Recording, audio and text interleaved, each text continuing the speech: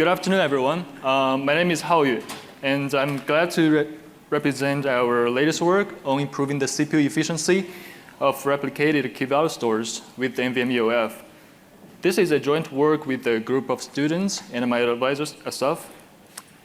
So today, as many people will say, Moore's law is dead, and we often hear such an argument that CPU becomes the bottleneck in some systems. So are the key-value stores. So let's take a log structure merge trees as an example, in which the background compaction jobs are the well-known CPU bottleneck, at least in write-intensive workloads. So this is an overall picture of an LSM tree. There are several layers. First, on the top is a layer of memo tables sitting in the memory. And data are first written to oh, by the way, there are many layers of SD files on disk as well. So data are first written to mem tables. Once a mem table fills up, so there is a flush job will happen. Flush job is a special type of compactions where we'll merge the mem table from the memory to disk, make it persistent. And the similar thing will happen to SD files as well. So if an SSD layer fills up, a compaction job will be triggered to merge the SD files from that layer to the next level. Because compaction jobs need to merge sort all the key value pairs of the previous input files, it is actually a CPU-intensive workload. In our experiments, there is up to 72% of the total CPU time will be spent on the compaction. So we just saw the case of a single key value store. In replicated setting, the problem of CPU consumption will be more serious. Let's assume there are R replicas, a primary and R-1 secondaries. So each of them sitting on a different physical server, and write requests will first send to the primary nodes, and after that they will be forwarded to each replica for high durability. And because of each instance writes the same amount of data, so the compaction will happen everywhere, including both the primary and the secondary, even though these compactions are actually fundamentally identical. So such an observation makes us to think about a simple question. Are these redundant compactions really necessary, or can we remove those redundant compactions in the whole replication group? The answer is yes. In this talk, we will show that these redundant compactions in the replicated key-value stores can be eliminated. And we will show how RubbleDB makes it practical to avoid redundant compactions with the help of NVMe-oF. So how to remove redundant compactions? We will give an overview idea in these slides before we dive into details. So first, we still need to do compactions, let's say in the primary node. This will generate new SSD files and delete the inputs. And next, we will let the primary shape these compacted results, which is SD files, to each secondary over network. And last, in the secondary, we want to apply the compaction result, so we cannot forget delete the corresponding inputs as well, since now they're stale data. By doing so, each replication group now will only perform compaction once in the primary, and the secondary now can save CPU. Although saving CPU on the secondary server won't directly improve the performance of the whole replication group because they are in different servers with the primary, but in the real system, there are often multiple replication groups in the cluster.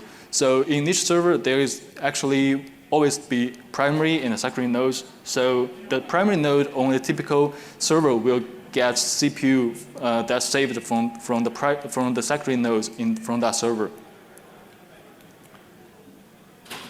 However, there is no free lunch.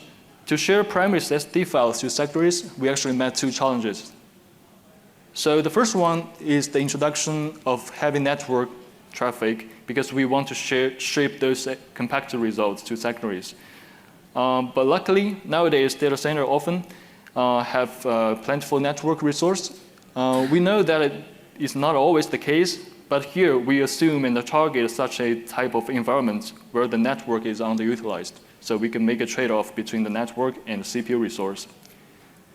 The second challenge is that although we save compaction CPU on the secondaries, but SD file shipping itself will actually add CPU overhead. Because once the secondary receives those incoming SD files, the secondary needs to persist those data to the disk by some file system operations like open, write, or close. This is, will cause heavy metadata operations in the file system.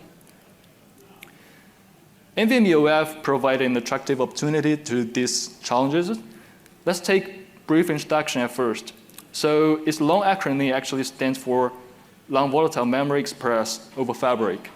It's an extension of the NVMe protocol, which allows a host to mount a remote NVMe disk as a local file system. Behind the scene, data is transferred by RDMA or TCP by configuration. In this figure below, we distinguish the primary and the secondary disk by disk 1 and 2 respectively.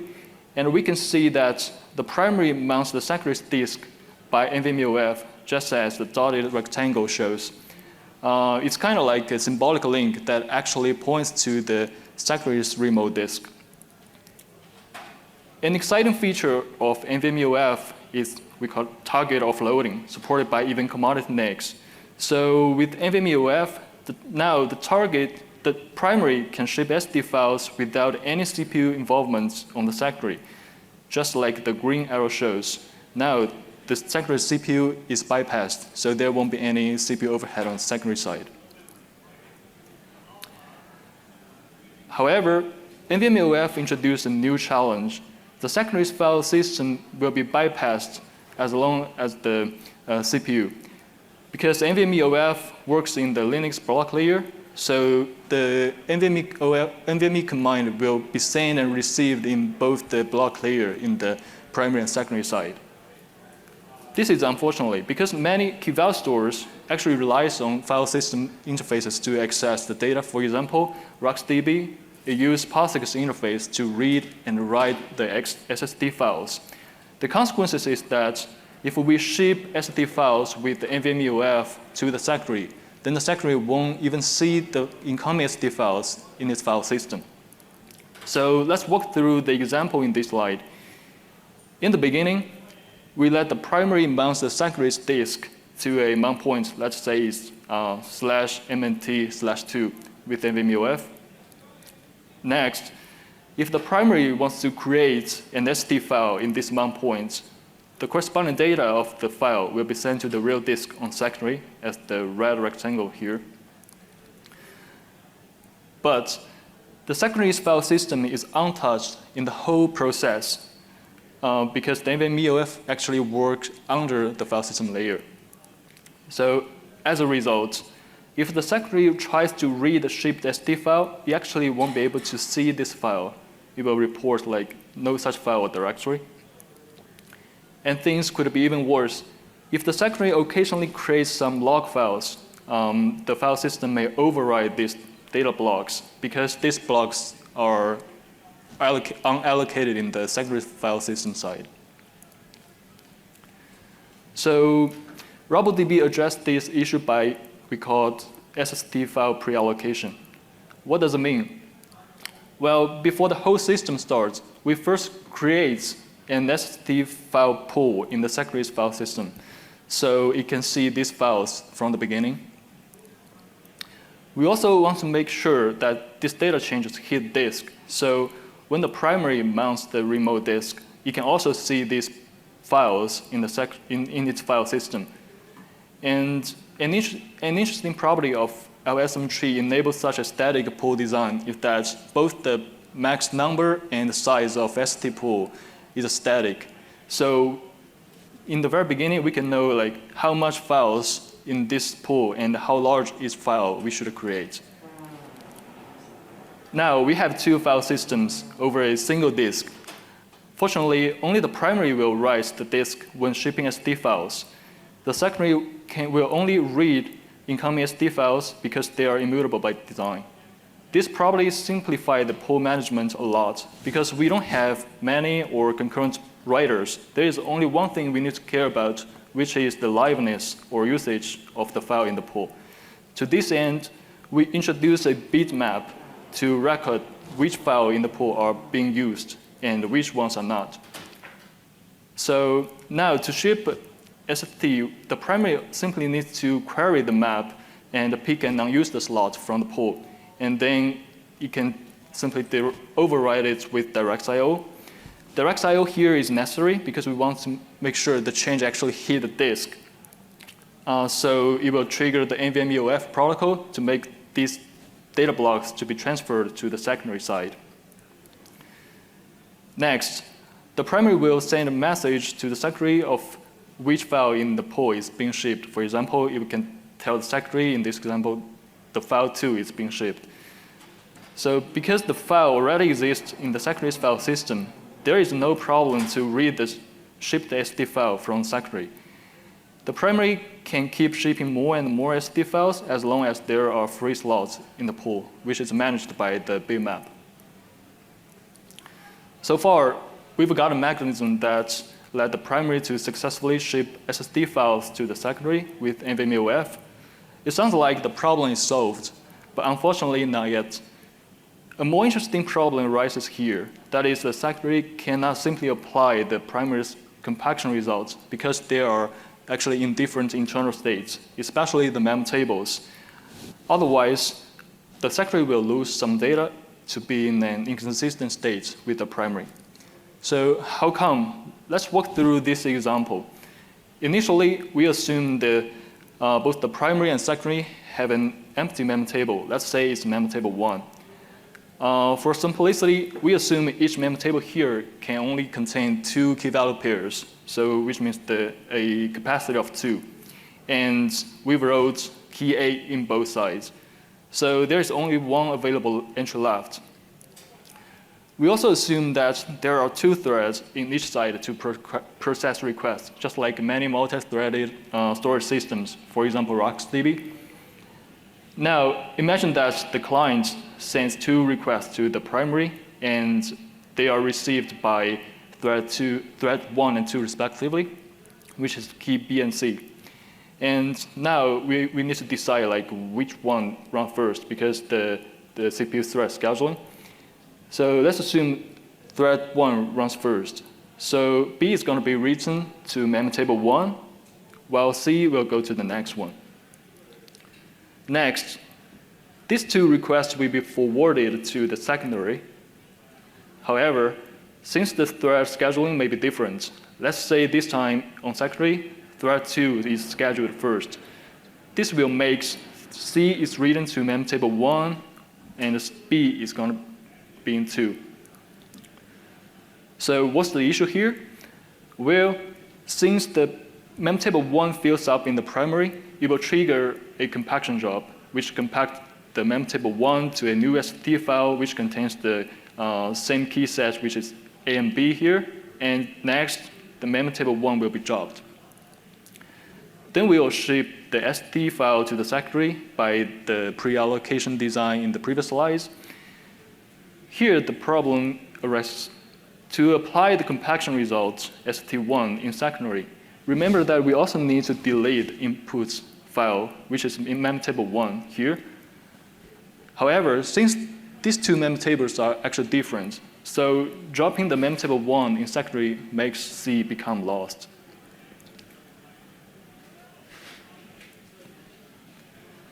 The root cause of the issue we just saw is the non-deterministic thread scheduling in CPU.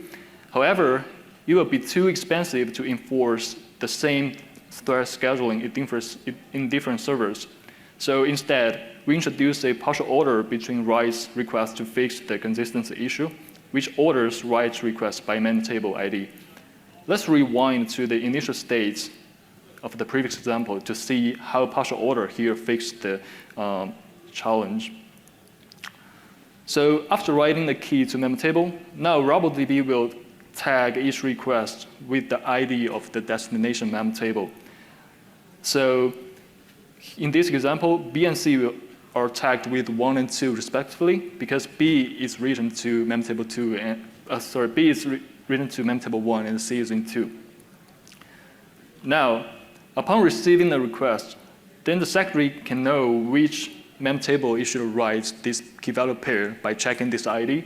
For example, if thread 2 is scheduled to run first again, then RubbleDB can check sys_tag and found it actually doesn't match with the current mem table ID 1, and then it knows the C is an out of order request. It cannot be finished. So in this time, RubbleDB will throw C to a separate buffer for future execution. Because C is buffered right now, then when the thread 1 is scheduled to run, B will go to the correct mem table 1 because mem table 1 still has a 1 entry left.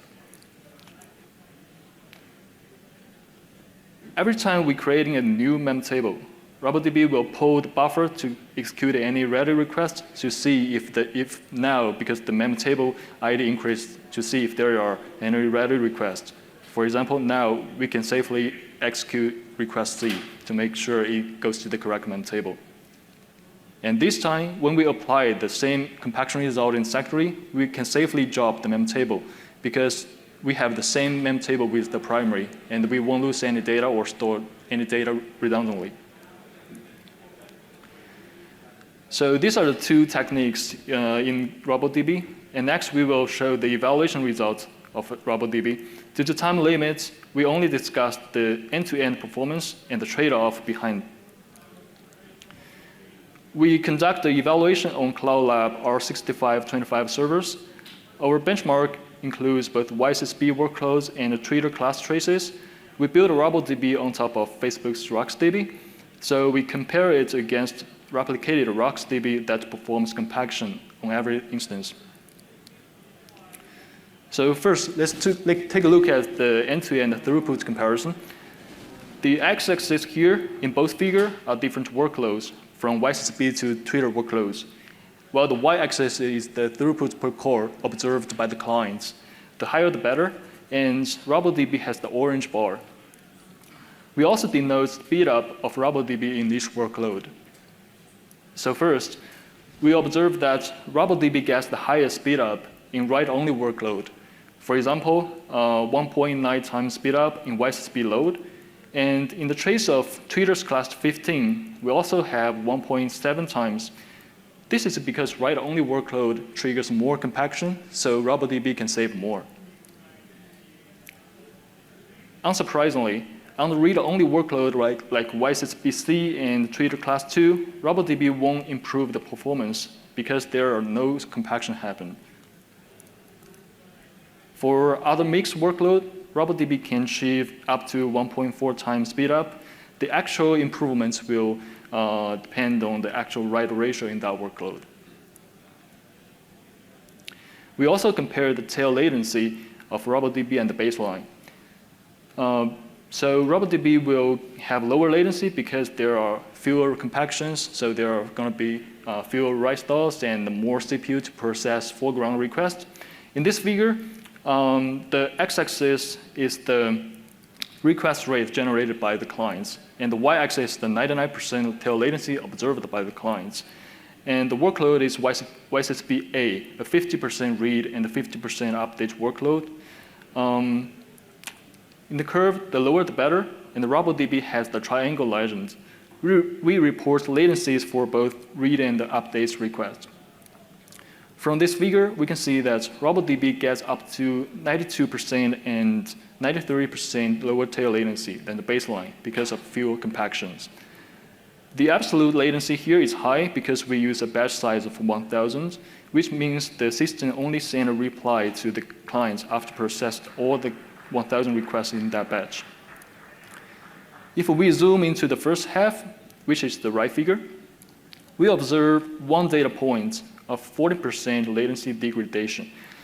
This shows the effect or the overhead of the request buffering we just mentioned in the previous slides. Once we receive an out of order write request, we need to first buffer it somewhere and execute it once the correct mem table is switched. But luckily, this overhead will only show up in low stress because there are fewer compaction. If the stress is high, then the benefit of Rubble will offset this overhead. Lastly, we also analyzed the trade-off in Rubble quantitatively. The workload here is YSSB 100% insert, and the DB size is 30 gigs with a replication of factor 3. So the actual DB size is going to be 90 gigs. We start from the CPU breakdown. The x-axis includes both the baseline and RubbleDB, and the y-axis is the CPU time. The lower, the better. We also split each bar to CPU spent on background compaction and foreground request processing. We can see that RubbleDB saves 66% CPU, compaction CPU, because we are using a 3-way replication, and the 2 of them are secondaries, so there are no compactions happen there. Next, we have a similar figure of disk read and the write I/O. Because secondaries in Rubble only have to write down the incoming SD files from the primary, so it doesn't need to read the corresponding input files. So we can save 144 gigs read I/O in Rubble. The cost behind is the network traffic. To ship SD files, RubbleDB increases to 11 gigs network I/O, while to write SD files to secondaries, but we believe such traffic is acceptable in today's high bandwidth data center network. To conclude this talk, we shed light to NVMe-oF, which is a protocol barely studied in academia. We also show that NVMe-oF is attractive for replicated storage system with RubbleDB, which ships compaction results to secondaries so that we can save CPU there.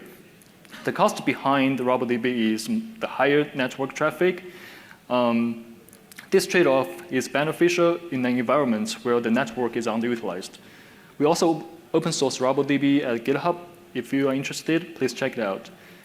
Thank you so much for listening. Any questions are welcome.